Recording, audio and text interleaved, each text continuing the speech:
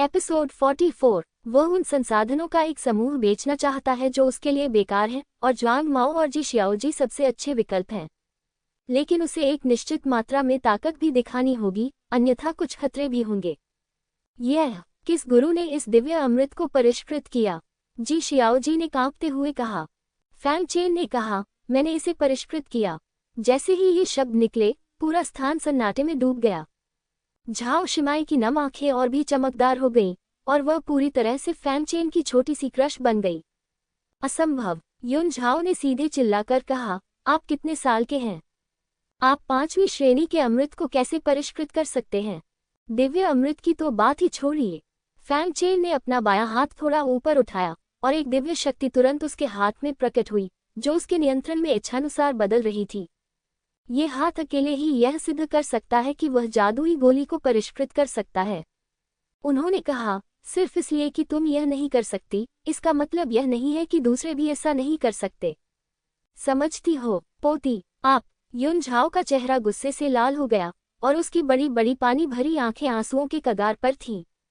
धमाका! अगले दृश्य में उसे जो बात चौंका गई वही ये थी कि मास्टर जी शियाओजी जमीन पर घुटने टेककर बड़ी ईमानदारी से बोले, मास्टर फेंगदान, कृपया जी शियाओजी को अपने शिष्य के रूप में स्वीकार करें। 6ठी कक्षा के कीमियागर के रूप में वह एक दिव्य कीमियागर की शक्ति और स्थिति से अच्छी तरह वाकिफ है। इसे इस तरह से कहें तो 3री श्रेणी के दिव्य कीमियागर का दर्जा उसके जैसे 6ठी श्रेणी के कीमियागर से कहीं बेहतर हो सकता है। और दिव्य कीमियागर अनगिनत कीमियागरों का स्वप्न लक्ष्य भी है। जादुई कीमियागर बनने के लिए किसी युवा व्यक्ति को अपना गुरु बनाना कोई बुरी बात नहीं होगी। मास्टर, आप क्या कर रहे हैं? युन झाओ का चेहरा अविश्वास से भरा था। हमेशा गर्व करने वाले मास्टर वास्तव में इस कमीने को अपने गुरु के रूप में पूजते थे।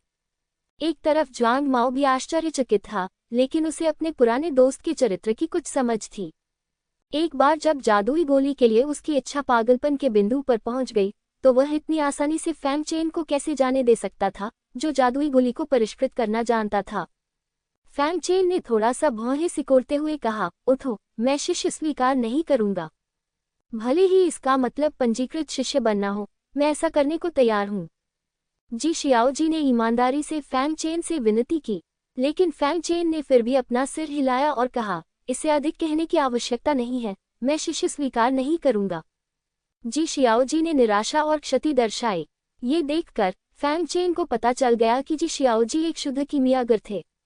8वीं कक्षा के दिव्य कीमियागर की स्मृति को जारी रखने के बाद उन्हें इस शुद्ध कीमियागर के बारे में अच्छी धारणा थी। तो उन्होंने कहा, हालांकि मैं आपको जादुई गोली को परिष्कृत करना सिखा सकता हूं। जैसे ही ये शब्द निकले, जी शियाओजी बहुत खुश हुए। सचमुच धन्यवाद मास्टर फैंग। यद्यपि वह फैंग चेन का शिष्य नहीं बन सकता था, लेकिन यदि फैंग चेन उसे सिखाने के लिए तैयार हो तो उसे अभी भी आधा शिष्य माना जा सकता था। उठो, फैंग चेन ने कहा। इसके बाद फैंग चेन ने 1ली से 5वीं कक्षा तक के दिव्य अमृत को परिष्कृत करने की विधियों को ज़ेड पर्चियों में दर्ज किया और उन्हें जी शियाओजी को दे दिया। जो लोग 8वें स्तर तक पहुंच गए, उन्हें उसने नहीं सौंपा। यदि इसे सौंप दिया जाता है तो यह निश्चित रूप से पूरे लोटियन क्षेत्र में सनसनी पैदा करेगा। आपको पता होना चाहिए कि लोटियन क्षेत्र में 8वीं कक्षा का दिव्य कीमियागर नहीं है और उच्चतम स्तर केवल 7वीं कक्षा का है। जी शियाओजी ने ज़ेड पर्ची ली और बहुत उत्साहित हुए। उपहार के लिए धन्यवाद मास्टर फैंग। मेरे पास ऐसा कोई खजाना नहीं है जिसकी तुलना इस खजाने से की जा सके। मेरे पास केवल ये कीमिया भट्टी है। कृपया इसे स्वीकार करें मास्टर फैंग। बोलने के बाद उसके हाथ में रोशनी चमकी और उसके हाथ में एक आध्यात्मिक छिद्र वाली गोली की भट्टी प्रकट हुई। यह एक ज्वलंत लाल कीमिया भट्टी थी, जिसमें से पूरा वातावरण और कीमिया की चिरकालिक सुगंध फैल रही थी। इस कीमिया भट्टी को फॉलिंग फ्लेम कीमिया भट्टी कहा जाता है। यह 1 लाख साल से अस्तित्व में है। ये कई कीमिया गुरुओं के हाथों से गुजरी है। इसमें मौजूद कीमिया ऊर्जा की खुशबू लंबे समय तक रहती है, जिससे अमृत बनने की संभावना दोगुनी हो सकती है। उन्होंने कहा, मास्टर, यह आपकी पसंदीदा कीमिया भट्टी है। युन झाओ ने कहा, आमतौर पर गुरु उसे इस कीमिया भट्टी को छूने नहीं देते थे, लेकिन आज उसने इसे इस तरह दे दिया। फैंग चेन ने भी कहा, ये बहुत कीमती है। जी शियाओजी ने कहा, ये कीमिया भट्टी विशेष रूप से दिव्य अमृत को परिष्कृत करने के लिए उपयोग की जाती है। अगर इसे मेरे हाथ में छोड़ दिया जाए तो यह एक दिव्य उपहार होगा। केवल मास्टर फैंग के हाथों में ही इसे पूरी तरह से प्रदर्शित किया जा सकता है। मास्टर फैंग, कृपया इसे स्वीकार करें। यह अमृत भट्टी अच्छी है, लेकिन यह मास्टर फैंग द्वारा मुझे दिए गए अवसर से बहुत कमतर है। ये देखकर कि जी शियाओजी कितने ईमानदार थे, फैंग चेन ने सिर हिलाया और कहा, आपका बहुत बहुत धन्यवाद। ज्वांग माओ जोर से हंसे। मास्टर फैंग वास्तव में सराहनीय हैं। न केवल उनके पास मजबूत पहचान कौशल है, बल्कि वे 5वीं श्रेणी के कीमियागर भी हैं। पूरे लोटियन डोमेन में वे सबसे दुष्ट अस्तित्व हैं। ये हास्यास्पद है, फैंग चेन ने विनम्रता से कहा। फिर वे स्वतंत्र रूप से बहने लगे। केवल युन झाओ ही जटिल दिख रही थी। इस समय उसके पास इसे स्वीकार करने के अलावा कोई विकल्प नहीं था, भले ही वह इसे स्वीकार करने से इनकार कर दे। यदि वह जादुई अमृत को परिष्कृत कर सकती थी तो वह असंतुष्ट कैसे हो सकती थी। काफी देर के बाद फैंग चेन खड़ा हुआ और अलविदा कहा। उसने सामान बेचने का इरादा नहीं जताया।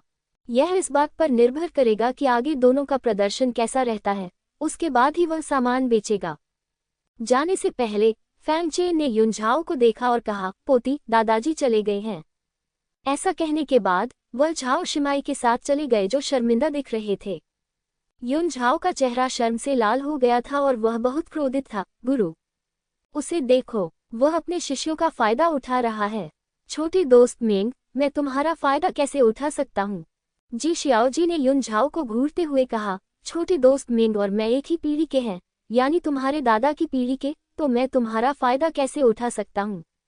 अगर छोटा दोस्त मेंग मुझे अपना शिष्य स्वीकार नहीं करना चाहता, तो तुम अभी भी मुझे छोटा दोस्त मेंग ही कहते, गुरुजी। युन झाओ अचानक अवाक रह गई। ज्वांग माओ ने कहा, यू झाओ, छोटा दोस्त मेंग बेहद प्रतिभाशाली और शक्तिशाली है, और उसकी भविष्य की उपलब्धियां असीमित हैं। आपको उसके साथ शत्रुतापूर्ण नहीं होना चाहिए, बल्कि उसके साथ मित्रतापूर्ण व्यवहार करना चाहिए। क्या आप समझते हैं? मुझे नहीं पता, युन झाओ ने नाक भान सिकुड़ी। ठीक है, जब तुम बड़ी हो जाओगी तो तुम्हें समझ आएगा कि आज तुमने जो किया उस पर तुम्हें कितना पछतावा होगा। ज्वांग माओ ने आह भरी। बाहर, मैं अभी शेनबाओ मंडप से बाहर निकला हूँ। मेंग चेन, तुम वास्तव में अमृत को परिष्कृत कर सकते हो, और यह एक जादुई अमृत है। बाहर आने के बाद झाओ शिमाई ने उत्साह से कहा, उसकी आंखें प्रशंसा से भरी हुई थी। शश, फैंग चेन ने एक छोटा सा इशारा किया और कहा, कम प्रोफाइल रखें, कम प्रोफाइल रखें। झाओ शिमाई ने तब देखा कि वह थोड़ा उत्साहित था और जल्दी से अपने आसपास के लोगों को सचेत किया। सौभाग्य से किसी ने इस तरफ ध्यान नहीं दिया। ये कुछ भी नहीं है। फैंग चेन ने धीरे से अपना सिर हिलाया। ये याद उसकी नहीं थी, वह बस किस्मत वाला था। उन्होंने पूछा, क्या बुबू शहर में घूमने लायक कोई और जगह है? झाओ शिमाई ने बार बार सिर हिलाया। बेशक है, बुबू शहर बहुत बड़ा है। आप 3 दिन और 3 रात तक नहीं खेल सकते। चलो अगली जगह चलते हैं। ठीक है, फैंग चेन ने सिर हिलाया और दोनों शहर की ओर चल पड़े। पिताजी, ये वे हैं। जैसे ही वे शेनबाओ मंडप से बाहर निकले, दूर से किसी ने नाराजगी से भरे चेहरे के साथ फैंग चेन और झाओ शिमाई की ओर क्रूरतापूर्वक इशारा किया। वह म्यू यिलिंग था, जिसने पहले भी फैंग चेन को धोखा देने का इरादा किया था, लेकिन फैंग चेन ने उसके चेहरे पर थप्पड़ मार दिया था। उसके बगल में अप्रेजल ट्रेजर गैंग का नेता म्यू चो था। उसने तुम्हें 500,000 स्पिरिट स्टोन से ठगा है। म्यू चो ने फैंग चेन को ठंडी निगाहों से देखा। उसकी आंखों में जानलेवा इरादे थे। ये जानने के बाद कि म्यू यिलिंग को 500,000 आत्मा पत्थरों से धोखा दिया गया था, वह बेहद क्रोधित हुआ। तुम्हें पता है, 500,000 स्पिरिट स्टोन एक गिरोह के लिए कोई छोटी रकम नहीं है। हाँ, उन्होंने मुझसे 500,000 स्पिरिट स्टोन ठग लिए। म्यू यिलिंग ने निश्चयपूर्वक कहा। ठीक है, चलो चलें। म्यू चो ने सिर हिलाया। जाना। म्यू यिलिंग दंग रह गई। पिताजी, ऐसे ही चले गए? क्या तुम अब भी शहर में लड़ना चाहते हो? म्यू चो ने ठंडे स्वर में कहा। नहीं, बिल्कुल नहीं। म्यू यिलिंग ने जल्दी से कहा, शहर में लड़ना मौत को आमंत्रित करना है। किसी को उस पर नजर रखने दो, और जब वह शहर से बाहर जाए तो उसे घेर लो और मार डालो। ये सिर्फ 2 झोउ युआन क्षेत्र हैं, इसे ज्यादा गंभीरता से मत लो। म्यू चो ने हल्के से कहा। हाँ। म्यू यिलिंग ने भारी सिर हिलाया और उसने फैंग चेन को आक्रोश से देखा। तुम्हें कुछ और दिन जीने दो, और जब तुम बाहर निकलोगे तो मैं तुम्हें बताऊंगा कि मौत से भी बदतर जीवन जीने का क्या मतलब है। जहां तक तुम्हारी औरत की बात है, वह मेरी खिलौना बन जाएगी। दूसरी ओर यांग परिवार। एक कमरे में यांग किंग दो नाजुक सुंदरियों के साथ खेल रहा था। समय समय पर कमरे में मीठी हंसी की आवाजें आती थीं, जो धीरे धीरे हल्की सी हौंसले में बदल जाती थी, जिससे बाहर पहरा दे रहे दोनों शिष्य उत्तेजित हो जाते थे। लेकिन इसी समय एक आदमी दरवाजे पर आया, लेकिन उसने दरवाजा नहीं खटखटाया, बल्कि चुपचाप दरवाजे के बाहर यांग किंग की बात खत्म होने तक इंतजार करता रहा। अज्ञात समय के बाद कमरे में आवाज पूरी तरह से बंद हो गई और जो व्यक्ति आया उसने कहा, गुरुजी, मुझे कुछ बताना है। अंदर आ जाओ। यांग किंग की सुस्त आवाज धीमी सुनाई दी। आगंतुक कमरे में दाखिल हुआ और बिस्तर के पास की ओर ध्यान से देखने लगा। वहां दो चिकने और नग्न शरीर थे, जो यांग किंग की सेवा कर रहे थे, जो आनंद की मुद्रा में बिस्तर पर लेटा हुआ था। क्या बात क्या बात? यांग किंग ने हल्के से पूछा। मास्टर, अब 2 दिन हो गए हैं, लेकिन लोंगक सीशान में यान परिवार के पास जाने की कोई योजना नहीं है, और वहां उनकी सुरक्षा के लिए बहुत सारे लोग भी हैं, आगंतुक ने कहा। यांग किंग का चेहरा तुरंत काला पड़ गया और उसने दोनों सुंदरियों को एक तरफ धकेल दिया, उनकी चीखों को अनदेखा कर दिया और सीधे खड़ा हो गया। जैसे ही उसके चारों ओर रोशनी चमकी, कपड़े पहले से ही पहने जा चुके थे। यह मुझे सम्मान नहीं दे रहा है, यांग किंग ने ठंडे स्वर में कहा। उसकी आंखों में जानलेवा इरादे चमक रहे थे। चूंकि आप मुझे सम्मान नहीं देते, इसलिए मुझे असभ्य होने का दोष मत दीजिए। उन्होंने कहा, क्या यांजोन का कोई पोता नहीं है? चलो उसे गिरफ्तार करते हैं। लेकिन मैं देखना चाहता हूं कि क्या यांजोंग अभी भी इसे सहन कर सकता है। जो व्यक्ति आया उसने आदेश लिया, समझ गया, यान जियुकिन अपने दिन शराब पीने और पीने में बिताता है और उसे पकड़ना आसान है।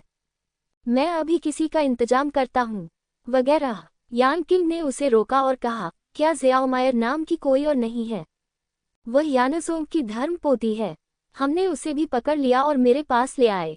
उसे झाओ शिमाई का खूबसूरत चेहरा याद था, इसलिए वह उसे जाने नहीं देना चाहता था। चूंकि यान झोंग ने उसकी बात नहीं मानी, इसलिए उसे चाहे जो भी हो, भारी कीमत चुकानी पड़ेगी। और यह ज़ियाओमायर सबसे अच्छा और सबसे मनोरंजक बदला लेने का साधन है। हाँ, आगंतुक ने आदेश लिया और वापस चला गया। यानसोंग और यानजिया सभी मेरे हैं। यांग किंग बेतहाशा मुस्कुराया। फैंग चेन और झाओ शिमाई ने वास्तव में शहर में घूमते हुए 2 दिन बिताए और बुबू शहर और लुतियान क्षेत्र के बारे में विस्तृत जानकारी प्राप्त की। ओह, मैं बहुत दिनों से बुबू शहर नहीं गया हूँ। अगर मैं खरीदारी करने नहीं जाता तो कोई बात नहीं, जब मैं घूमता हूँ तो बदलाव वाकई बहुत बड़े होते हैं, झाओ शिमाई ने भावुक होकर कहा। ठीक है, हम 2 दिन से बाहर हैं, अब हमारे वापस जाने का समय हो गया है, फैंग चेन ने कहा। अच्छा, झाओ शिमाई ने सिर हिलाया और वे दोनों शहर से बाहर चले गए। सही, झाओ शिमाई ने पूछा, क्या आपने शेंडोंग क्षेत्र से आते समय फैंग चेन को देखा था? फैंग चेन का दिल हिल गया। वह एक पल के लिए चुप हो गया और अपना सिर हिलाते हुए कहा, मैंने इसे नहीं देखा। क्या तुमने यह नहीं देखा? झाओ शिमाई गहरी सोच में पड़ गया। ये देखकर फैंग चेन ने कहा, लेकिन उसे लुतियान क्षेत्र में आना चाहिए था। ये निश्चित है, पहले ही लुतियान क्षेत्र में आ गए। यह अच्छी बात है। झाओ शिमाई ने सिर हिलाया। फैंग चेन ने उत्सुकता से पूछा, फैंग चेन, तुम इस बारे में इतनी चिंता क्यों करते हो? क्या तुम्हें कोई शिकायत है? झाओ शिमाई ने बिना किसी हिचकिचाहट के सिर हिलाया। वास्तव में एक शिकायत है। फैंग चेन हैरान रह गया, उसने कब किसी को नाराज किया था? या कोई गलतफहमी है? तो उसने फिर पूछा, कैसी नफरत? पुराना झगड़ा? झाओ शिमाई कुछ कहना चाहता था, लेकिन जब उसने फैंग चेन को उसे घूरते हुए देखा, तो उसने एक पल सोचा और कहा, अभी मत कहो, तुम्हें बाद में पता चल जाएगा। फैंग चेन अवाक रह गया। वह पहले ही यह कह चुका था, लेकिन उसने आगे कुछ नहीं कहा। ठीक है, उसने कोई और सवाल नहीं पूछा, लेकिन चुपके से अपने दिल में कहा, मैंने पहले से ही योजना बनाई थी कि तुम मुझे बताओ, और मैं देखूंगा कि क्या समय समय पर कोई गलतफहमी दूर हो जाती है। फिर मैं अपनी असली पहचान प्रकट करूंगा। लेकिन जब से तुमने मुझे नहीं बताया, तब से मैं और बात नहीं करूंगा। वैसे भी अंत में धोखा तुम्हें ही मिला, मुझे नहीं। ये सोचते हुए वह वास्तव में जियो एर की अभिव्यक्ति का इंतजार कर रहा था। आखिर यह पुरानी दुश्मनी क्या है? ऐसा लग रहा था कि यह जीवन मरण का झगड़ा नहीं था, अन्यथा झाओ शिमाई नाराज नहीं होता, बल्कि हत्यारा बन जाता। लेकिन वह नहीं जानता था कि झाओ शिमाई के दिल में भी एक छोटी सी गणना थी। अभी इस आदमी को मत बताना। अपनी असली पहचान बताने से पहले फैंग चेन की सगाई रद्द होने तक प्रतीक्षा करो। मुझे लगता है कि यह आदमी चौंक जाएगा जब उसे पता चलेगा कि वह महान झाओ शिमाई है। मुझे लगता है कि तब तक ये बहुत मज़ेदार हो जाएगा। ये सोचते हुए वह ये भी जानने के लिए उत्सुक थी कि जब मेंगचेन आएगा तो उसकी अभिव्यक्ति कैसी होगी।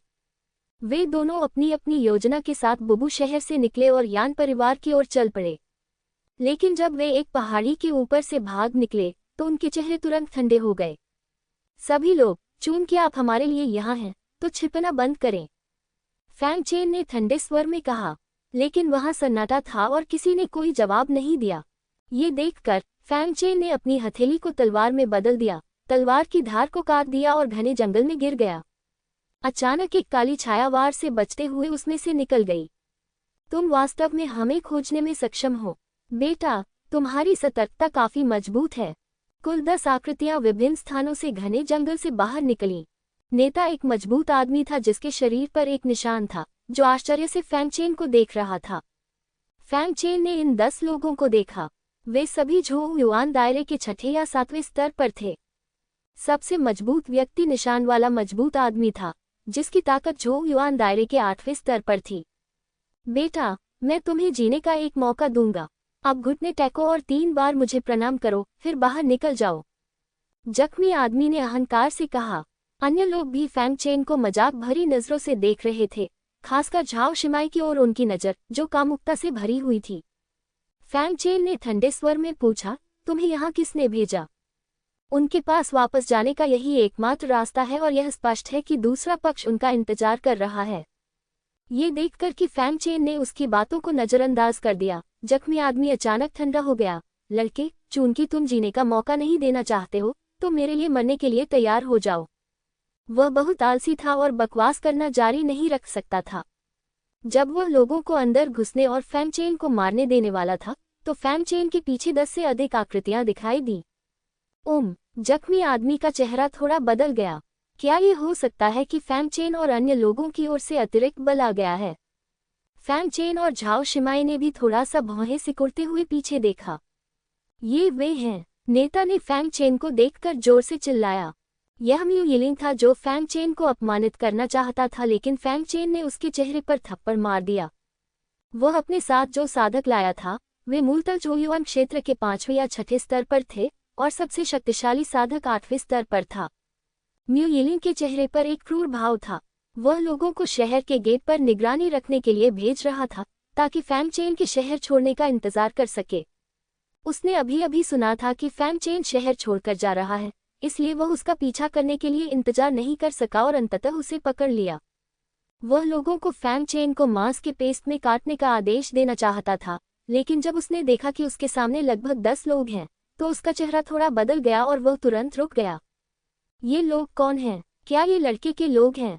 यद्यपि उसके पक्ष में बहुत से लोग थे, फिर भी यदि वह सचमुच लड़ता तो उसे भारी क्षति उठानी पड़ती और अनिवार्यतः उसे शारीरिक पीड़ा भी सहनी पड़ती। कुछ समय तक दोनों पक्षों के बीच गतिरोध बना रहा और वे कोई भी कदम उठाने का साहस नहीं कर सके। ये देखकर फैंग चेन और झाओ शिमाई को पता चला कि दोनों पक्षों ने गलतफहमी की है और सोचा है कि दूसरा पक्ष उनके लोग हैं।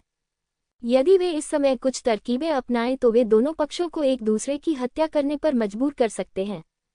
हालांकि फैंग चेन और झाओ शिमाई एक दूसरे को देखकर मुस्कुराए और वे दोनों समझ सकते थे कि दोनों पक्षों के मन में क्या था। मतलब, उन्हें उनकी जरूरत नहीं है। लड़ाई ही वह चीज है जो वे सबसे अधिक चाहते हैं। आप किस पक्ष को चुनना चाहते हैं? झाओ शिमाई ने पूछा। मुझे वह साइड दे दो जिसमें ज्यादा लोग हों, फैंग चेन ने कहा। नहीं, मुझे ज्यादा लोगों वाली साइड चाहिए, झाओ शिमाई ने देने से इनकार कर दिया। ठीक है देवियों, पहले मैं तुम्हें एक मौका देता हूँ, लेकिन तब तक इंतजार मत करना जब तक मैं तुम्हें मारना समाप्त न कर दूं। चिंता मत करो, तुम्हें पता है कि मैं कितना शक्तिशाली हूँ। फैंग चेन और अन्य लोगों के बीच बातचीत सुनकर दोनों पक्ष दंग रह गए और फिर उन्हें अचानक एहसास हुआ। ये पता चला कि दूसरा पक्ष फैंग चेन और अन्य लोगों को मारने के लिए यहाँ आया था। विपरीत दिशा में दाओ यू, क्या तुम इन दोनों को मारने के लिए यहाँ आए हो? हमें आदेश दिया गया था कि हम आकर लोगों को गिरफ्तार करें। जब तक दाओयू मेरे साथ मिलकर महिला को पकड़ सकता है, तब तक तुम पुरुषों को मार सकते हो। जख्मी आदमी ने पूछा। ये सुनकर म्यू येलिंग बहुत खुश हुई। पता चला कि वे दोनों एक ही तरह का काम करते थे। उसने तुरंत कहा, ये सही है। चूंकि दाओयू ने ऐसा कहा है, इसलिए मैं दाओयू की बात मानूंगा। वे भी सहमत हो गए। फिर उन्होंने फैंग चेन और अन्य लोगों को चंचल नजर से देखा। मैं पीछे हटने के बारे में सोच रहा था, लेकिन मुझे उम्मीद नहीं थी कि तुम दोनों मूर्ख कहोगे कि दूसरा पक्ष तुम्हें भी मारने के लिए यहाँ है। अब तुम्हारे बचने का कोई मौका नहीं है। म्यू येलिंग ने फैंग चेन और अन्य दो को ऐसे देखा जैसे वे मूर्ख हों। बलवान व्यक्ति ने भी यही कहा, तुम अभी भी इस बात पर चर्चा कर रहे हो कि कौन किस पक्ष को मारेगा। क्या तुम सचमुच सोचते हो कि तुम प्रतिभाशाली हो? ये हास्यास्पद है। वह शब्दों को बर्बाद नहीं करना चाहता था और चिल्लाया, भाइयों, जाओ। महिलाओं को पीछे छोड़ दो और पुरुषों को सीधे मार डालो। म्यू येलिंग ने भी चिल्लाया, जाओ, इस आदमी को टुकड़ों में काट दो। कई लोगों की घेराबंदी का सामना करते हुए फैंग चेन और झाओ शिमाई शांत दिखे। उनके हाथों में रोशनी चमक रही थी और एक तलवार और एक भाला दिखाई दी। दोनों ने अपने अपने जादुई हथियार उठा लिए और सीधे भीड़ में घुस गए। ये दृश्य देखकर जख्मी आदमी और म्यू येलिंग दंग रह गए और फिर व्यंग्यात्मक लहजे में बोले, ये तो बस एक मरणासन संघर्ष है। लेकिन अगले ही दृश्य में उनकी हंसी बंद हो गई। फैंग चेन 9 आंखों वाली तलवार पकड़े हुए था और राक्षसी शैतानी ऊर्जा तुरंत बाहर निकल गई। उसी समय आत्मस्वर दानव आंख खुल गई। जिसने भी इसे देखा, उसके सिर में तुरंत तेज दर्द महसूस हुआ। उसने तलवार से काट डाला। कई लोगों के सिर जमीन पर गिर गए। झाओ शिमाई का हमला करने का तरीका दबंग और चतुर था। दर्जनों लोगों ने उसे घेर लिया, लेकिन उसने एक भाला से उन सभी को भेद दिया। फिर उसने अपनी भाला की नोक घुमाए और कई लोगों को मार डाला और फिर कई और भालाएं चली गईं। वे लोग बिल्कुल भी विरोध नहीं कर सके और एक के बाद एक मर गए। युद्ध के देवता की तरह वे बहुत मजबूत हैं, बहुत मजबूत। बाकी लोगों ने उन दोनों को भय से देखा तथा उनकी आंखों में लड़ने की कोई भावना नहीं थी। वे दोनों इतने शक्तिशाली थे कि वे उनसे लड़ ही नहीं सके। दौड़ो दौड़ो, किसी ने चिल्लाया और वे सब वापस भागे। भागो, तुम कहाँ भाग रहे हो? फैंग चेन और झाओ शिमाई ठंडे लग रहे थे और उनका इन लोगों को जाने देने का कोई इरादा नहीं था। उनमें से प्रत्येक ने अपनी जादुई शक्तियों का इस्तेमाल किया। तलवारें कट गईं और भालाएं गिर गईं। जल्द ही केवल जख्मी आदमी और म्यू येलिंग ही बचे रह गए। साथ ही फैंग चेन और झाओ शिमाई भी बचे रह गए। तुम मुझे नहीं मार सकते। मैं मूल्यांकन खजाने गिरोह का युवा सर्ग न हूँ। मेरे पिता गिरोह के नेता हैं। अगर तुम उसे मार दोगे, मेरे पिता तुम्हें कभी नहीं जाने देंगे। म्यू येलिंग ने भय से झाओ शिमाई को देखा। ओह! म्यू येलिंग की धमकी का सामना करते हुए झाओ शिमाई ने बस गुनगुनाया, फिर भाला तान दी। सीधे उसकी छाती में घुस गई। म्यू येलिंग पहले तो अविश्वसनीय था, फिर वह भयभीत और पीड़ा में था और अंत में पछतावा और अनिच्छा में बदल गया। फैंग चेन ने जख्मी आदमी को ठंडे अंदाज में देखा। हालांकि दूसरे पक्ष की साधना जो युवान क्षेत्र के 8वें स्तर पर थी, जो उससे 4 छोटे क्षेत्र ऊपर था, लेकिन वह डर नहीं रहा था। ये स्पष्ट था कि दूसरा पक्ष एक साधारण 8वें स्तर का साधक था और 4 स्तर ऊपर के साधकों से लड़ना अब उसके लिए कोई बड़ी समस्या नहीं थी। इसके अलावा झाओ शिमाई भी वहां मौजूद थे। जख्मी आदमी अपनी आंखें चौड़ी करके घूर रहा था। तभी उसे होश आया और उसे एहसास हुआ कि फैंग चेन और झाओ शिमाई कितने शक्तिशाली थे। भले ही वह उच्च स्तर पर था, वह उनका प्रतिद्वंद्वी नहीं था। ये सोचते हुए वह बिना किसी हिचकिचाहट की जमीन पर घुटनों के बल बैठ गया। हे प्रभु, मेरी जान बख्श दीजिए। जब तक आप मेरी जान बख्श देंगे, मैं आपको बता सकता हूँ कि इसके पीछे कौन है। जख्मी आदमी लगातार सिर झुकाए हुए बोल रहा था। क्या तुम मुझसे सौदेबाजी कर रहे हो? फैंग चेन ने ठंडे स्वर में कहा। मेरी हिम्मत नहीं है, लेकिन मैं मरना नहीं चाहता। अगर तुम्हें मुझे मारना ही है, तो मैं इस रहस्य को केवल अंडरवर्ल्ड तक ले जा सकता हूँ। वह जानता था कि यही वह हैंडल है जो उसे जीवित रख सकता है। फैंग चेन ने उसे ठंडे अंदाज में देखा और हल्के से कहा, ठीक है, मैं तुम्हें नहीं मारने का वादा करता हूँ। सचमुच? जख्मी आदमी बहुत खुश हुआ। क्या तुम्हें मुझसे हृदय राक्षस की शपथ लेने की आवश्यकता है? फैंग चेन ने ठंडे स्वर में कहा। नहीं नहीं, मैंने कहा, यान परिवार के सबसे बड़े बेटे यान किंग ने ही मुझे यहाँ भेजा है। वे चाहते हैं कि मैं इस लड़की को पकड़कर यान तियानफू के पास ले जाऊं। जख्मी आदमी ने कहा, तुमने मुझे क्यों पकड़ लिया? झाओ शिमाई की अभिव्यक्ति तुरंत ठंडी हो गई। उसने कहा कि वह यान परिवार के मुखिया को इसका पछतावा कराना चाहता था। जख्मी आदमी ने कांपते हुए कहा। झाओ शिमाई की अभिव्यक्ति तुरंत ठंडी हो गई और वह स्वाभाविक रूप से समझ गई कि उसका क्या मतलब था। इससे उसे, जो कि गर्वित थी, अपमानित महसूस हुआ और वह ये बर्दाश्त नहीं कर सकी कि कोई उसके बारे में ऐसा सोचने की हिम्मत करे। तुम सब मरने के लायक हो। उसकी आंखें गुस्से से भरी हुई थीं। एक गोली आर पार हो गई। जख्मी आदमी ने कोई प्रतिक्रिया नहीं की और झाओ शिमाई ने उसकी छाती में छुरा घोंप दिया। तुमने मुझे न मारने का वादा किया था, जख्मी आदमी ने भयभीत होकर कहा। फैंग चेन ने हल्के से कहा, मैंने वादा किया था, लेकिन उसने नहीं किया। आप अपना वचन नहीं निभाते, जख्मी आदमी ने अनिच्छा से कहा और अंततः उसकी जीवन शक्ति समाप्त हो गई और वह पूरी तरह से मर गया। जाना, झाओ शिमाई ने भाला निकालते हुए घृणा से कहा। हम कहाँ जा रहे हैं? बेशक हम यांगटियन हवेली जा रहे हैं। यांग किंग को मार डालो, झाओ शिमाई ने कहा। फैंग चेन ने असहाय होकर कहा, इस तरह से यांग किंग को मारना शायद बहुत मुश्किल है। अगर उसके आसपास दाओ दाओ क्षेत्र में मजबूत लोग हैं तो मुझे डर है कि हमें वहीं रहना पड़ेगा। झाओ शिमाई कहना चाहती थी कि दाओ दाओ क्षेत्र में उसकी गुप्त रूप से रक्षा करने वाला एक मजबूत व्यक्ति भी है, लेकिन इस बारे में सोचने के बाद उसने इसे भूलने का फैसला किया। किंग लाओ उसके दादा का आदमी था। अगर दादा यान को इसके बारे में पता चला तो वह उसे फिर से परेशान कर सकता है। ठीक है, चलो पहले वापस चलें और उन लोगों से हिसाब किताब निपटा लें, उसने कहा। फिर दोनों यान परिवार के पास लौट आए, लेकिन जब वे यान परिवार के दरवाजे पर पहुंचे तो उन्होंने यान झोंग और यान परिवार के कई ताकतवर लोगों को जल्दी जल्दी बाहर आते देखा।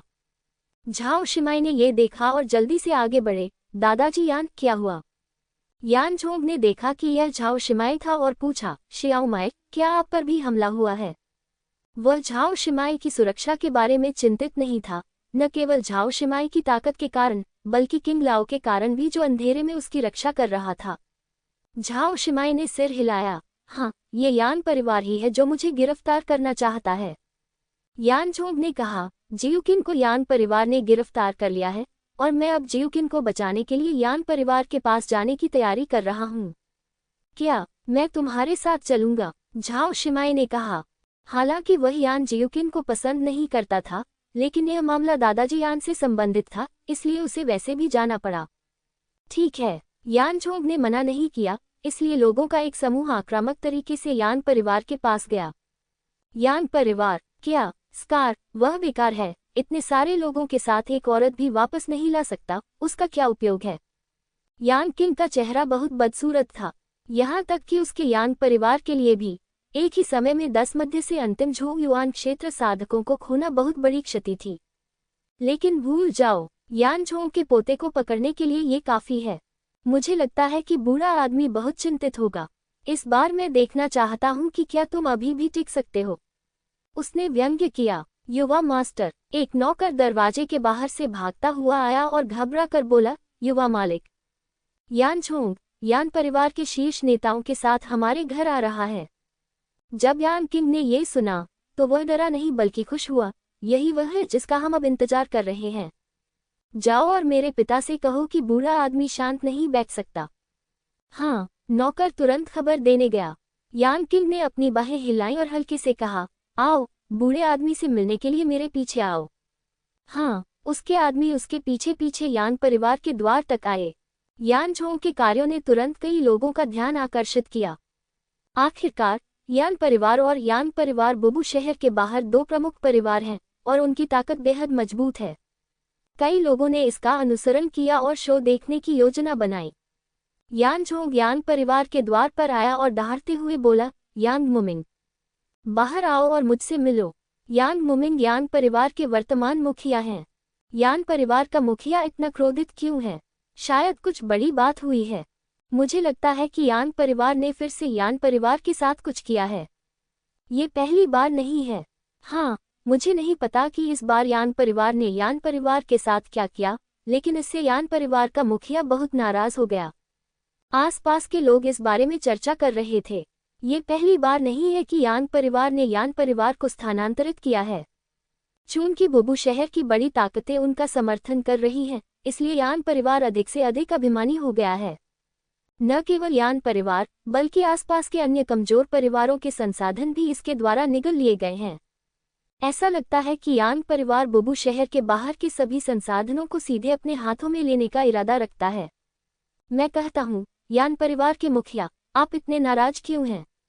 एक आवाज धीरे से सुनाई दी और यान किंग गेट से बाहर चला गया और मुस्कुराते हुए यान झोंग को देखा। ओह, इतनी बड़ी लड़ाई! क्या तुम मेरे यान परिवार के साथ मरने तक लड़ने जा रहे हो? उसने मुस्कुराते हुए कहा। यान झोंग ने यान किंग को ठंडी निगाहों से देखा और चिल्लाया, यान किंग, मेरे बेटे को अभी सौंप दो, नहीं तो हम आज मौत से लड़ेंगे। मौत तक लड़ो। पीछे बैठे यान परिवार के लोग भी चिल्लाने लगे, उनमें भी लंबे समय से रंजिश थी। ये दृश्य देखकर यान किंग और भी अधिक घृणास्पद हो गया। मैंने सुना है कि तुम्हारी एक धर्मबहन है जिसका नाम जियाउमैर है, जो बहुत सुंदर है, उसने अश्लील आवाज में कहा। यान जियुकिन की आंखें चमक उठी और उसने जल्दी से सिर हिलाया। हाँ, अगर आप चाहें, मास्टर, मैं उसे आपके पास आने के लिए धोखा दे सकता हूँ। आप जो चाहे कर सकते हैं। जब तक वह जीवित रह सकता है, उसे तथाकथित गरिमा और नैतिकता की परवाह नहीं है। जहाँ तक झाओ शिमाई की बात है, उस कुतिया ने खुद को अन्य पुरुषों की बाहों में फेंक दिया। उसने कई दिनों तक कोई जवाब नहीं दिया और मुझे नहीं पता था कि उस नीच आदमी ने उसके साथ कितनी बार सोया था। ऐसी औरत के लिए अपनी जान का आदान प्रदान करना उचित है। क्या मुझे कुछ और भी लाने की जरूरत है? यान किंग ने व्यंग्यात्मक लहजे में कहा। अब ज्यादा समय नहीं लगेगा जब उसे मेरे पास लाया जाएगा। हाँ, गुरु सर्वशक्तिमान है और यह मेरी गलती है। यान जियुकिन केवल उन्हें खुश करना जारी रख सकता था। प्रतिवेदन। इसी समय नौकर खबर देने आया। ये देखकर यान किंग मुस्कुराया और कहा, ऐसा लगता है कि वह व्यक्ति पकड़ा गया है। उसने नौकर की ओर देखा, उसकी घबराहट पर ध्यान नहीं दिया और शांति से कहा, बोलो। ये देखकर नौकर ने भयभीत होकर कहा, मालिक, स्कार और उसके भेजे हुए लोग मर चुके हैं। यान किंग पहले तो दंग रह गया, फिर वह क्रोधित हो गया। क्या? स्कार, वह हरा हुआ आदमी, वह इन सभी लोगों के साथ एक महिला को भी वापस नहीं पा सका।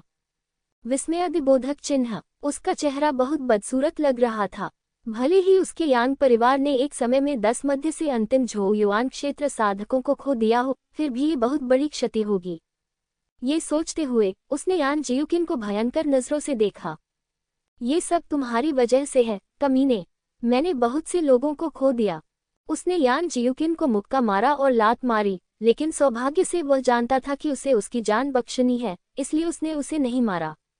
लेकिन उसने यान जियुकिन को भी बुरी तरह मारा। उसे तब तक पीटा जब तक वह अपने माता पिता के लिए रोने लगा और बेहोश हो गया, और फिर उसने ऐसा करना बंद कर दिया। उसे सतर्क करें। यान किंग दहाड़ा। हाँ, किसी ने तुरंत मिर्च स्प्रे लाया और इसे सीधे यान जियुकिन के घाव पर डाल दिया। आह! यान जियुकिन अचानक दर्द से जाग उठी। इसी समय कोई और व्यक्ति रिपोर्ट करने आया। मास्टर, यान झोंग और यान परिवार के शीर्ष नेता हमारे घर आ रहे हैं। ये सुनकर यान जियुकिन, जो पहले से ही आधा मरा हुआ था, उसकी आंखों में एक चमक सी आ गई।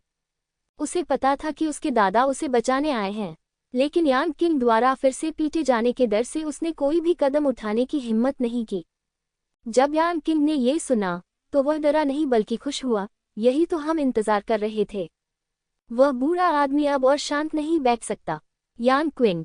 दरवाजे के बाहर से एक आवाज आए और एक अधेड़ उम्र का आदमी अंदर आया। जब यान किंग ने उस व्यक्ति को आते देखा, तो उसने जल्दी से कहा, पिताजी, वह बूढ़ा आदमी अब और शांत नहीं बैठ सकता। अब कार्रवाई करने का सबसे अच्छा समय है। आगंतुक यान किंग के पिता और यान परिवार के मुखिया यांग म्यूमिंग थे। यांग म्यूमिंग को ये बात स्वाभाविक रूप से पता थी। उसने जमीन पर लेटे यान किंग की ओर देखा और कहा, तुमने अच्छा काम किया। वह बूढ़ा आदमी अपने बेकार बेटे के बारे में बहुत सोचता है और उसे हरगिज नहीं जाने देगा। इस बार वह ग्लेस्ड लैंड जरूर सौंप देगा। यान किंग ने मुस्कुराते हुए कहा, पिताजी, इस तरह से हम न केवल उच्च अधिकारियों को रिपोर्ट कर सकते हैं, बल्कि बहुत सारा पैसा भी कमा सकते हैं। ये वास्तव में दोहरा आशीर्वाद है। यांग म्यूमिंग भी मुस्कुराए। पिताजी, उच्च अधिकारी उस चमकदार भूमि के बारे में इतनी चिंता क्यों करते हैं? भले ही वहाँ चमकदार आध्यात्मिक क्रिस्टल हैं, लेकिन इसे खरीदने के लिए इतने सारे आध्यात्मिक पत्थर खर्च करना आवश्यक नहीं होना चाहिए। क्या कोई रहस्य है? ये सुनकर यान मूमिंग का चेहरा ठंडा पड़ गया। उन्होंने कहा, उन चीजों के बारे में मत पूछो जिनके बारे में तुम्हें नहीं पूछना चाहिए, समझे? हाँ, यान किंग ने जल्दी से कहा, लेकिन जब हम ग्लेसलैंड पर कब्जा कर लेंगे तो हम पहले इस पर नजर डाल सकते हैं और बाद में इसे सौंपने में देर नहीं होगी। स्वाभाविक रूप से वह इस बात को लेकर भी बहुत उत्सुक था कि उच्च अधिकारी ग्लेसलैंड के बारे में इतनी चिंता क्यों करते हैं। यान किंग की आंखें अचानक चमक उठी और उसने कहा, पिताजी बहुत बुद्धिमान और शक्तिशाली हैं। ठीक है, बूढ़ा आदमी शायद आने वाला है, तुम्हें उससे मिलना चाहिए। यान मुमिंग ने कहा। हाँ, यान किंग ने सिर हिलाया और कमरे से बाहर चला गया। इस समय यान परिवार के कई शक्तिशाली लोग दरवाजे के बाहर इकट्ठा हो गए हैं। उसने लोगों के एक समूह पर गोली चलाए और कहा, आओ, मेरे पीछे आओ और उस बूढ़े आदमी से मिलो। हाँ, सभी ने ऑर्डर लिया और यान किंग के साथ हवेली के गेट की ओर चले गए। यान झोंग के कार्यों ने तुरंत बहुत से लोगों का ध्यान आकर्षित किया। आखिरकार यान परिवार और यान परिवार बुबू शहर के बाहर दो प्रमुख परिवार थे और दोनों बेहद शक्तिशाली थे। इस दुर्लभ शो को देखने के इरादे से कई लोग वहां पहुंचे। यान झोंग यान परिवार के सामने के दरवाजे पर पहुंचा और गुस्से से चिल्लाया, यान मुमिंग, बाहर आओ और मुझे देखो। यान मुमिंग यान परिवार के वर्तमान मुखिया हैं। पैट्रियार्क यान इतने गुस्से में क्यों हैं? शायद कुछ बड़ा हुआ है। मुझे लगता है यान परिवार ने यान परिवार के साथ फिर से कुछ किया है। ये पहली बार नहीं है। हाँ, इस बार मुझे नहीं पता कि यान परिवार ने यान परिवार के साथ ऐसा क्या किया जिससे यान परिवार का मुखिया इतना नाराज हो गया। आसपास के लोग इस बारे में चर्चा कर रहे थे। ये पहली बार नहीं है कि यान परिवार ने यान परिवार को परेशान किया है। जब से उन्हें शक्तिशाली बुबू सिटी का समर्थन मिला है, यान परिवार दिन प्रतिदिन अधिक अहंकारी होता जा रहा है। न केवल यान परिवार बल्कि उनके आसपास के अन्य कमजोर परिवारों के संसाधन भी इसके द्वारा निगल लिए गए। ऐसा लगता है कि यान परिवार बुबू शहर के बाहर सभी संसाधनों पर सीधे नियंत्रण करना चाहता है। अरे मास्टर यान, आपका स्वभाव इतना खराब क्यों है? एक आवाज धीरे से सुनाई दी और यान किंग गेट से बाहर चला गया, एक मुस्कुराहट के साथ रॉक घंटी को देख रहा था। यान परिवार के आक्रामक रवैये को देखकर उन्होंने मजाक में कहा, ओह, इतने बड़े दृश्य के साथ क्या यान परिवार का मुखिया मेरे यान परिवार के साथ मौत से लड़ने जा रहा है? यान झोंग ने यान किंग को ठंडी निगाहों से देखा और चिल्लाया, यान किंग, मेरे बेटे को तुरंत सौंप दो, नहीं तो आज हम मौत तक लड़ेंगे, मृत्यु तक लड़ो। पीछे बैठे यान परिवार के लोग भी चिल्लाने लगे, उनकी भी पुरानी दुश्मनी थी। मृत्यु तक लड़ो। यान किंग जोर से हंसा, उसका चेहरा व्यंग्य से भरा हुआ था। क्या आपका यान परिवार मेरे यान परिवार के साथ मौत से लड़ने के लायक है? क्या आपको वास्तव में लगता है कि यह अभी भी 1 दर्जन साल पहले है? बुबू शहर का बाहरी क्षेत्र लंबे समय से आपके यान परिवार के नियंत्रण से बाहर है। मास्टर यान, मैं आपको जल्द से जल्द लियुली भूमि सौंपने की सलाह देता हूँ ताकि आपके बेटे को जीवित रहने का मौका मिले। उसने फिर झाओ शिमाई की ओर देखा, वैसे मुझे भी वह औरत चाहिए। उसने मेरे आदमियों को मार डाला, उसे इसकी कीमत चुकानी होगी। स्वाभाविक रूप से वह उस जख्मी व्यक्ति की मौत को ऐसे ही जाने नहीं देंगे। ये सुनकर झाओ शिमाई क्रोधित हो गया, आपने मुझ पर घात लगाने के लिए लोगों को भेजा और आप चाहते हैं कि मैं इसकी कीमत चुकाऊं? ये स्वाभाविक है। यान किंग ने स्वाभाविक रूप से कहा, आप मेरे लोगों को नहीं मार सकते। यदि आप उन्हें मारते हैं तो आपको इसकी कीमत चुकानी होगी। यह मेरे यान परिवार का नियम है। तो फिर मैं देखना चाहता हूं कि तुम मेरे साथ क्या कर सकते हो। झाओ शिमाई बेहद गुस्से में थी। इस समय यान किंग उसकी हत्या सूची में था। यान किंग, मैं फिर कहूंगा, मेरे बेटे को मुझे सौंप दो। यान झोंग की आंखों में भी गुस्सा दिखा, इसे सौंप दो जब तक कि तुम इसे ग्लेसलैंड के बदले में न ले लो। यान किंग को यान झोंग के गुस्से की परवाह नहीं थी। यान झोंग और भी क्रोधित हो गया क्योंकि लियुली लैंड उसके यान परिवार की जीवन रेखा थी। यदि वह चला गया होता तो उसका यान परिवार अब अस्तित्व में नहीं रहता। यान परिवार सिर्फ उसका यान परिवार नहीं है, उसे संपूर्ण समुदाय पर विचार करना होगा। क्या तुम मेरे यान परिवार की कांच की जमीन लेना चाहते हो? यह इस बात पर निर्भर करता है कि तुम में ऐसा करने की क्षमता है या नहीं। वह बकवास करना जारी रखने में बहुत आलसी था और चिल्लाया, आगे बढ़ो। आज हम यान परिवार के साथ मौत तक लड़ेंगे, भले ही हमें उन्हें नष्ट करना पड़े। हम यान परिवार को अपने साथ ले जाएंगे। जैसे ही उसने ये कहा, दिव्य शक्ति क्षेत्र के 8वें स्तर की आभा फूट पड़ी। यान किंग दंग रह गया। उसे उम्मीद नहीं थी कि यान जोंग वास्तव में मौत से लड़ना चाहता था। इससे उसके चेहरे पर काफी बदलाव आया। हालांकि यान परिवार अब भी यान परिवार से ज्यादा मजबूत है, लेकिन वे ज्यादा मजबूत नहीं हैं। एकमात्र लोग जिन पर आप भरोसा कर सकते हैं वे हैं आपके समर्थक। यदि यान परिवार वास्तव में कड़ी मेहनत करता है, तो भले ही यान परिवार जीत जाए, दोनों पक्षों को नुकसान उठाना पड़ेगा। फिर यह वैसा ही होगा जैसा यान जोंग ने कहा था, और सभी लोग एक साथ नष्ट हो जाएंगे। यान जोंग, क्या तुम्हें अपने बेटे की जिंदगी या मौत की परवाह नहीं है? विस्मयादिबोधक चिन्ह। यान किंग चिल्लाया, मैं यान परिवार को अपने साथ दफना दूंगा। यान जोंग ने ठंडे स्वर में कहा, रुकना। जैसे ही दोनों पक्ष लड़ने वाले थे, तभी जोरदार गर्जना गूंज उठी। यान मूमिंग ने यान जियुकिन को बाहर निकाला, जो कसकर बंधा हुआ था। जब यान जियुकिन ने यान जोंग को देखा, तो वह बहुत खुश हुआ, क्योंकि उसे पता था कि उसके दादा उसे बचाने आए हैं। दादाजी, मुझे बचाओ। उसका चेहरा उदास था और वह बहुत डरा हुआ लग रहा था। यान जोंग ने यान जियुकिन को देखा और पाया कि उसका शरीर खून से लथपथ था। उसकी अभिव्यक्ति और भी उदास हो गई। भले ही उसका पोता बेकार है, फिर भी वह अंततः उसका पोता ही है। जब उन्होंने अपने पोते को इस तरह पीड़ित देखा तो उन्हें गुस्सा क्यों नहीं आया? हालांकि यान जियुकिन के अगले शब्दों ने उसका दिल कांप दिया। दादाजी, मास्टर यान ने मुझसे वादा किया था, जब तक आप ज़ियाओमायर को सौंप देंगे, वह मेरी जान बख्श देंगे। जल्दी करो और ज़ियाओमायर को सौंप दो, मेरी जान के बदले में। यान परिवार में हर कोई अविश्वास से यान जियुकिन को देख रहा था। यही बात रॉक घंटियों के लिए भी लागू होती है। वह जानते थे कि उनके पोते का चरित्र खराब है, लेकिन उन्होंने यह उम्मीद नहीं की थी कि यह इतना बुरा होगा। जीवित रहने के लिए उसने ऐसे शब्द भी कहे, दादाजी, आप अभी भी वहां क्यों खड़े हैं? मैं आपका इकलौता पोता हूँ। ये देखकर कि दादाजी अपनी जगह पर जमे हुए थे, यान जियुकिन ने चिल्लाना जारी रखा।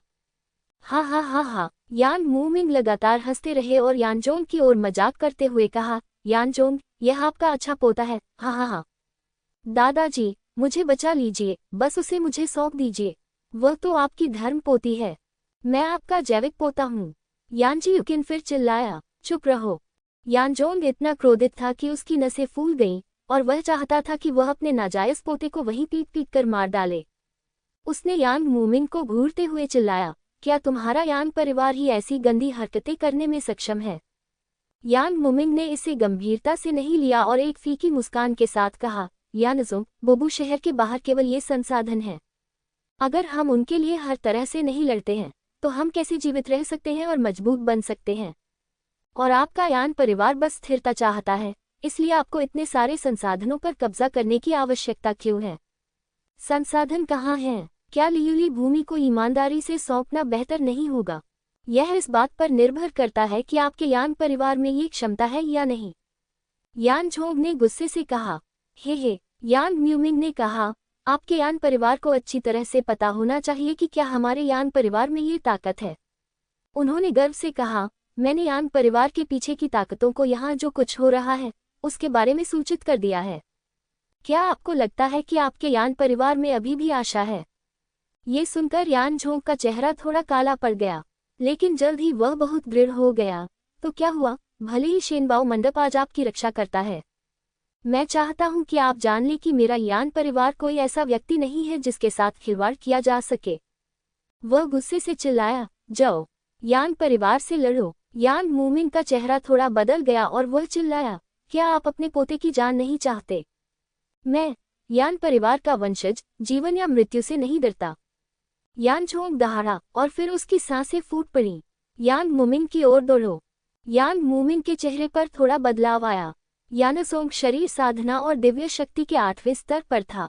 एक बार जब वह उसके करीब पहुंच गया, तो वह निश्चित रूप से हार जाएगा। साहसिक बनो। लेकिन इस समय एक गुस्से भरी डांट सुनाई दी। तलवार की रोशनी की एक किरण रॉक बेल गुफा की ओर घुस गई। यानजोंग का चेहरा थोड़ा बदल गया और उसने प्रतिरोध करने के लिए जल्दी से अपना हथौड़ा उठा लिया।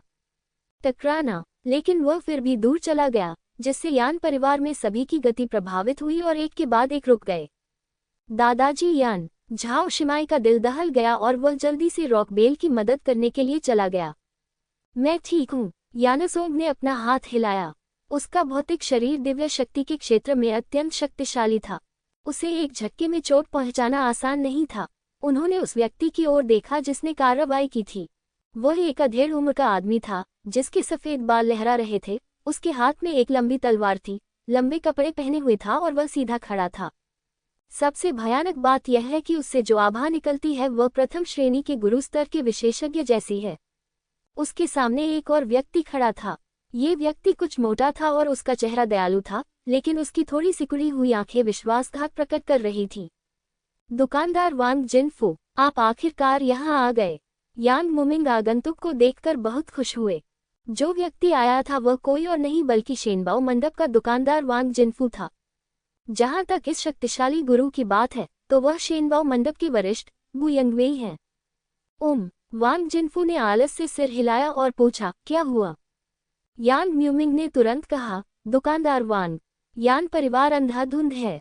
वे मेरे यान परिवार को नष्ट करना चाहते हैं। यानजोंग क्रोधित हो गया, ये स्पष्ट है कि तुमने ही मेरे पोते को पकड़ा है। यांग मूमिंग ने व्यंग्य किया, तुम मेरे यान परिवार को नष्ट करना चाहते हो सिर्फ इसलिए कि तुमने अपने पोते को पकड़ लिया। तुम्हारा यान परिवार बहुत दबंग है। यानसोंग गुस्से में था। उसने पहली बार ऐसा बेशर्म इंसान देखा था। ठीक है, वांग जिनफू ने शांति से कहा, मास्टर यान, आप वास्तव में बहुत आगे बढ़ गए हैं। मेरी खातिर चलो इस मामले को जाने दें। हम इसे ऐसे ही नहीं जाने दे सकते। यांग किंग चिल्लाया, दुकानदार वांग, हमें उन्हें मुआवजे के तौर पर लियुली जमीन सौंप देनी चाहिए, नहीं तो क्या भविष्य में कोई मेरे यान परिवार को धमका पाएगा। ये सुनने के बाद वांग जिनफू गहरी सोच में पड़ गए और एक पल के बाद सिर हिलाया। ये सच है। यानझोंग ने उन्हें सुर में गाते हुए देखा और गुस्से में हंसने लगा। उन्होंने कहा, दुकानदार वांग, आप इतने दिखावटी क्यों हैं? क्या यह आपका शेनबाओ मंडप नहीं है जो यांग परिवार का समर्थन कर रहा है? क्या आप सिर्फ मेरी ग्लेज्ड जमीन नहीं चाहते हैं?